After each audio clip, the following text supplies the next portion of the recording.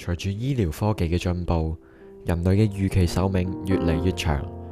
但現代人一般都遲婚，就算肯生兒育女，都係一個起兩個止，出生率一直偏低，所以好多發達國家地區都會出現老年人口比例上升嘅現象，即係人口老化。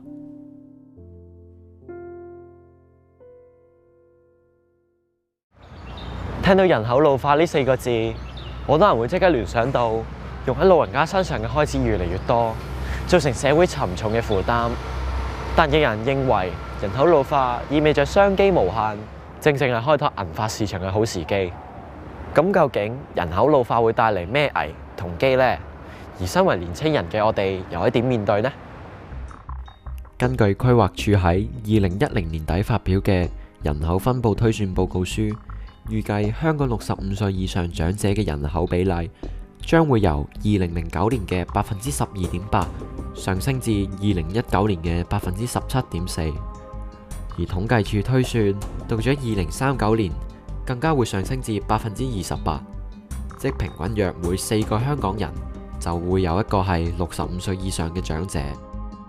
而家嘅退休長者大約由6個就業人士供養，但預料到咗2039年，2個就業人士就要供養一個退休長者。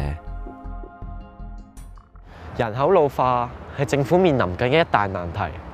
政府預料長者多咗，用喺醫療、社會福利同埋安老服務嘅開支將會相應增加。到時在業人士就要為退休人士承擔更多嘅生活開支。俗語有話：年紀大，機器壞。人老咗，身體機能退化，就會出現好多毛病，對醫療服務嘅需求自然較大。喺08年嘅時候，醫院管理局已經有接近一半嘅總開支係用喺長者嘅身上，而用喺每位長者嘅平均成本更加係其他人嘅6倍。如果人口持續老化，相信會對公共醫療服務造成好大嘅壓力。長者曾經為社會貢獻良多，為佢哋嘅退休提供支援，係我哋應該做嘅事。依家政府會為65歲以上人士提供俗稱生果金嘅高齡津貼，而對一啲經濟有困難嘅長者，政府更加會向佢哋提供綜合社會保障，確保佢哋維持到基本嘅生活需要。根據社會福利署嘅統計，喺2010年，因為年長而申請綜援嘅個案佔咗總體嘅54%，預計比例會持續增長。而喺2000年底實施強積金之前，淨係得1/3嘅工作人口係享有退休保障，即係話有一大批即將退休嘅人士，好可能需要政府嘅資助嚟維持生活。將來政府用喺長者嘅福利開支就會更加龐大。勞碌一生，當然想安享晚年啦。身體壯健嘅長者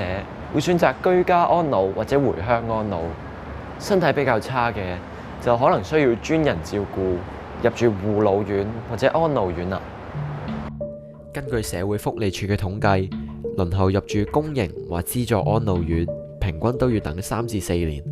雖然政府積極資助加建安老院，同埋提供更多到戶照顧同日間護理嘅服務配額，但係而家增長速度，其實安老服務仲係處於一個供不應求嘅狀態。如果老年人口比例持續增長，將會係一個好大嘅挑戰。面對人口老化，有人會憂心忡忡，但亦有人態度樂觀，認為多咗長者其實好處多多。近年興起銀髮族呢個新名詞，意思係指身體健康、兒女負擔唔大、有財富又有時間嘅長者。而家50歲左右退休得早嘅人士都會當係其中一份子。唔少商家認為銀髮族將會係一個潛力無限嘅市場。因為而家我哋嘅長者咧，佢哋嘅教育水平同埋佢哋嘅收入都提高咗，所以佢哋嘅要求咧，相對亦都提高咗喎。以前嘅長者係冇乜計較嘅，但係而家我哋啲長者咧嘅要求高咗之後咧，住嗰方面如果入住老人院，佢要求有私隱，佢又要有尊嚴，亦都會有一個空間。咁所以咧喺各方面嘅配合咧，我哋喺老人院嗰度亦都要相應咁去提高啦。其實好多老人家咧住緊老人院都有個心願嘅，佢哋都係想翻屋企嘅。咁所以我哋嘅長者用品專門店咧，配合咗老人家佢個需要啦。咁喺上門評估嗰度，我哋會睇到老人家上至肉乾，下至血壓計咧，都可以將呢一個老人院嘅概念咧係帶翻屋企，令到佢可以咧安享晚年嘅。喺上一個年代，發達嘅國家例如日本，長者嘅消費就佔咗總消費嘅1/4。美國嘅長者用喺旅行嘅開支亦遠超過其他組別嘅40%，可以睇到銀髮市場係有發展潛力。另外，長者人口增加，對安老服務嘅需求自然會上升，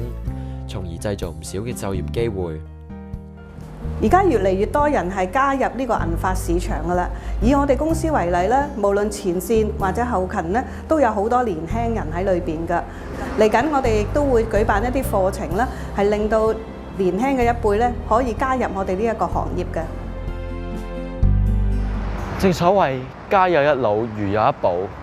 面對人口老化，我哋觀念上亦應該有所改變，因為長者唔一定淨係社會嘅負擔。佢哋反而係社會珍貴嘅資源。由於醫療同社會進步，而家嘅長者一般都比以前健康，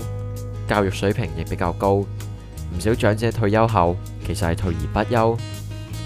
有啲會參與唔同嘅社區活動，有啲會做義工，有啲會負責打理屋企，有啲會照顧孫仔孫女。無論點樣，其實都變相減輕咗下一代嘅負擔，令佢哋可以抽出更多時間工作，為社會釋放出更多嘅勞動力。而且長者有豐富嘅人生歷練，正所謂鑑古知今，繼往開來，佢哋嘅經驗都係促進社會進步嘅養分。人口老化為香港帶嚟挑戰同機遇，一方面我哋要令社會保持活力，另一方面又要令長者可以安享晚年。鼓勵生育係一般發達國家地區應付人口老化嘅政策，例如延長有薪產假、增加供養子女嘅免稅額、提供更多教育津貼、增加托兒服務，甚至提供生育獎金等。另外，放寬專才輸入同埋吸引投資移民，亦係常用嘅措施，用嚟維持社會嘅競爭力。近年亦有專家認為，而家唔少長者身體好、學歷高，仍然有工作能力，所以建議將退休年齡由60歲延遲至65歲，去保持勞動人口嘅比例。政府表示會持續研究3條支柱去應付人口老化，分別係社會保障、強積金同埋自願儲蓄。另外喺公共醫療、安老服務同埋房屋方面都會提供大量補貼同資助。要令長者可以安享晚年，除咗提供佢哋基本嘅生活需要，仲要令佢哋過住身心健康嘅生活，做到老有所為。而身為後輩嘅我哋，更應該懷咗一顆孝敬嘅心，多啲同佢哋溝通交流，等佢哋人生最後一個階段體驗不一樣嘅精彩。